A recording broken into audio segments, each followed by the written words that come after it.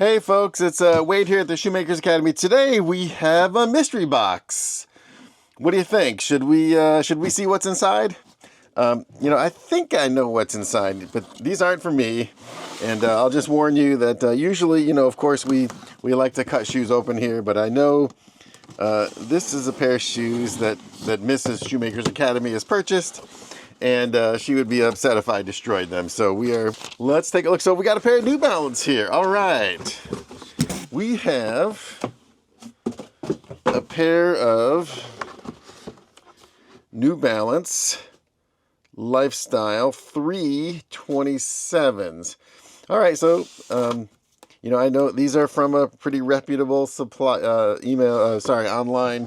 web retailer in the United States. So I'm, and actually this is a nice, beautiful, sturdy cardboard box. So it leads me to believe these are in fact real New Balance shoes. So let's take a look. All right. Okay. Oh, I love this kind of classic jogger with the waffle sole. All right. So we got logo tissue paper. And anything else in the box that's interesting? Inspected by number 35. Thank you for that. Okay. Let's see. Just quickly, I haven't had too many New Balances here. We just want to little bit look at the shoebox and just see. This is not the strongest shoebox. I like to see cardboard overlap the edge, on the inside.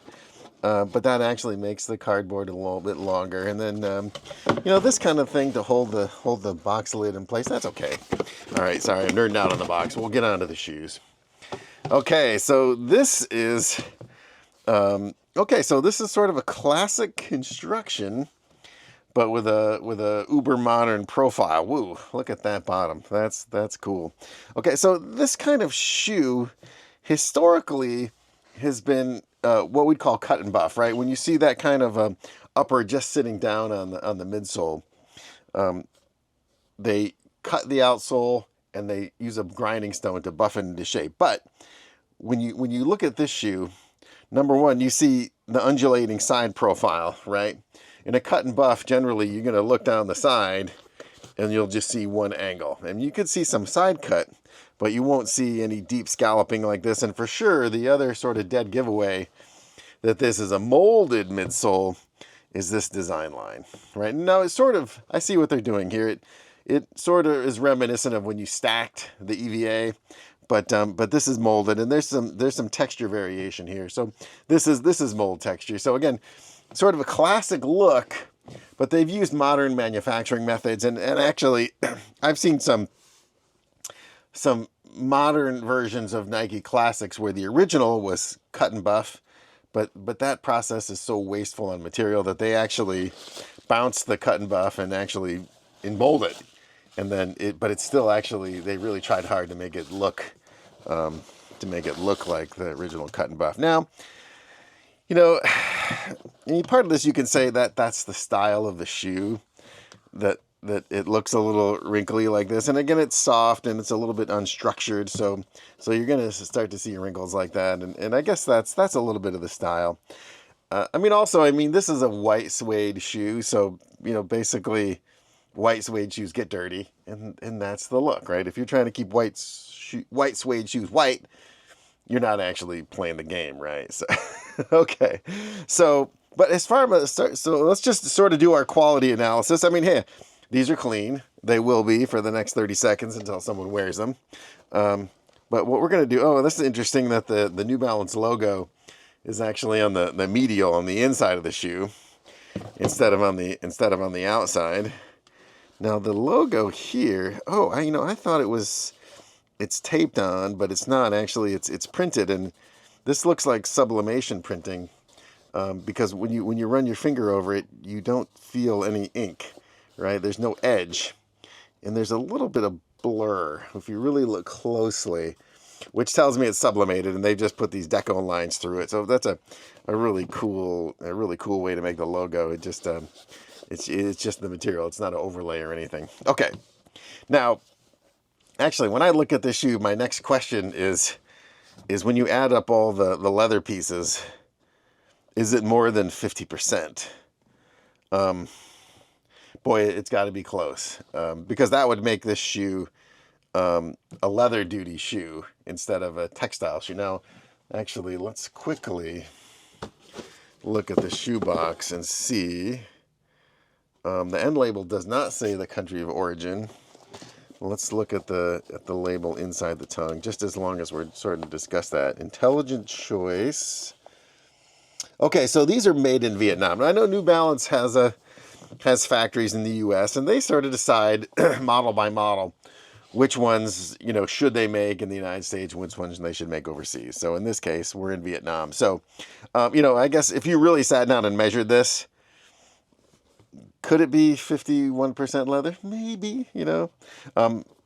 There's no accommodation for flocking or anything on the ground contact surface. So you know, touch and go. They probably paid leather duty on this. You know, 9.5%. But we'll see. Who knows? Someone, if you're a New Balance person, let me know. I mean, we don't take the time to measure it. Now, generally, this shoe looks pretty good. You know, I say that, and I say, well, and instantly I see some issues here. So let's just look symmetricality wise. You know, it's put together. It's the pieces look pretty well aligned and reasonably straight to each other. The shoe is sitting reasonably well on the table. Stance wise, it's not canoed or warped or anything weird. The toe tips look pretty symmetrical to each other. I don't see any over gluing or over buffing around the perimeter. So that's pretty nice. Now, I see a couple of stitching flubs here. You know, not small. Just, you know, maybe a needle broke or a thread broke and they backed over it. Now, this is a little bit of a complicated stitching thing because they're doing a double needle, right? They're doing a double needle machine, and there's a double needle machine. It can take a certain corner, and sometimes you'll see it. You know, the stitching gets a little tight as you go around the corner. What I want to know here actually is looking at the heel view. Is it really straight? And I'm going to put it flat on the table and sort of look here. I'm basically getting down low to look and see, and well, this one's a little bit, you know, this one is a little bit cocked over. But generally, everything looks okay, except, you know, on the rear here, they've got some, you know, some messed up piece of suede here. Now, you know, what happened here? Did they get some glue on it and then someone tried to scrape it off? Or was it cut that way? I don't imagine it was cut that way. Because when you cut the suede, you're going to look for scars and those types of things. And if it was a hairy suede shoe, then you'd be like, sure, a defect like that is part of the look. But this is a really nice, clean, you know, relatively, you know, it's pretty beautiful piece of suede when you look at one side. And then you see this big, whatever it is, you know, disruption, scar or glue scraped off on the other side. And again, that's a pretty visible spot, you know, when you're looking at the shoe. So I would say not great. There's some other scrapes here. Now, this could be from when they were doing the gluing operation.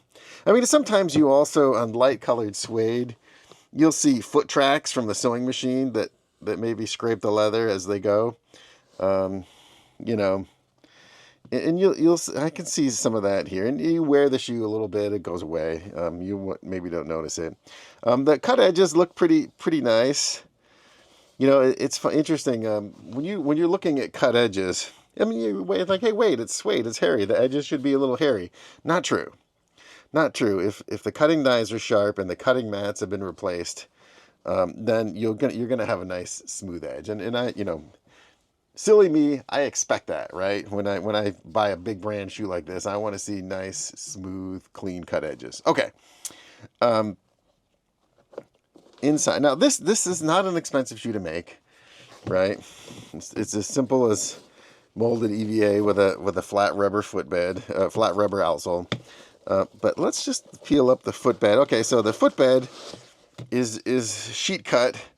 You know, this looks like that, you know, Ortholite open cell PU foam. It's not branded Ortholite, and the box doesn't say Ortholite, so it's probably Ortholite copy, right? So, and this is sometimes a little regrind you see inside, but feels pretty decent here. Okay, so hey, you pull the footbed. I don't know if you can see it here.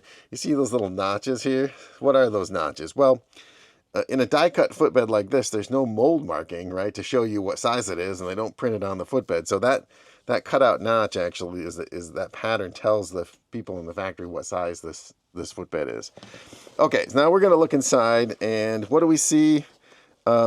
We see this is a Strobel shoe. Now, classically on a sheet cut shoe like this, you're actually board lasting, and the upper wraps under, right, and attaches to the lasting board, because you don't have much, there's not much room here, right? If you just come straight down in a Strobel, sometimes you'll see stitching, right, which is no good. But in this case, they've pulled the margin in, right? So therefore, you can see it's a Strobel, but it's tucked far enough under that it's not visible. So yeah, that's nice. And actually, when I'm looking into the Strobel here, I see a few things. I see there's a couple of perforations, and that's to let any air that's trapped get out. But what I can see, and I don't know if you can see it here, I'm going to try to get this located. Yeah, you can sort of see, it looks like there's some lines, right? And what those lines are is actually, those are shadows from, they've molded flex grooves into the top of the EVA midsole, right? And you're like, yeah, Wade, big deal. This is a molded midsole. Well, I'll tell you, one of the reasons when I had that other sort of the Nike reboot of their classic shoe, when I looked into the footbed, I saw that there was mold marks on the top of the mold, right? So even though the outside looked like it was classic sheet cut, when you looked into the inside of the shoe, you could see that there was molded features on the top of the midsole. So anyways, so yeah, I mean, actually let's get our hands in here.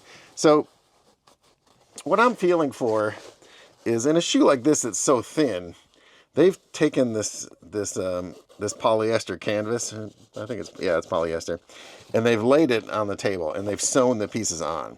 So that means that these stitches here go all the way through into the inside of the shoe. And if a shoe is nicely made, it doesn't matter, right? You run your finger on the inside, and there'll be some stitches there, but they'll all be smooth. There won't be any knots or bumps or, melted through globs. So it's a comfortable shoe. So they have in fact done that. There's no toe reinforcing in this shoe either, so it's pretty soft. And there's just nothing inside. There's nothing inside to disrupt. So it actually, what I would want to check and feel for, and what I'm trying to do here is, I'm just trying to see if the lining is separate from the exterior of the shoe, and it is actually. There is a lining layer, but the stitches do go all the way through, the lining. So is that good or bad? When you put your hand inside and you feel how smooth it is, you say, great, that's good. A little bit of foam in the collar here. They put some nice deco stitching through the collar line here, and it holds everything in place. So even though there's a wrinkle right down the middle of the here, it looks like it almost looks like it's planned. It looks perfectly symmetrical to each shoe. So pretty decent. I'm feeling for the tongue connection here, where it's connected here. Now I can see that they've gone back and forth, which I like to see. A little extra stitching right there will keep that tongue from flying off, because once every time you put the shoe on, you pull the tongue, and if it's not secured, it's gonna eventually pop off. So, but again, even though there's not much padding on the tongue, the edges are finished well. The tongue connection is nice and smooth in both shoes. Oh, what's that? There's a little. Okay, what's that? Huh. It looks like a little glue ball got into the shoe. All right, well, we've taken care of that. These are now ready for Miss Shoemaker's Academy to run these, so I'm not going to cut these apart. But hey, generally, New Balance has a great reputation for making high quality shoes. They import. They do make shoes in the U.S., but they do import a lot of shoes.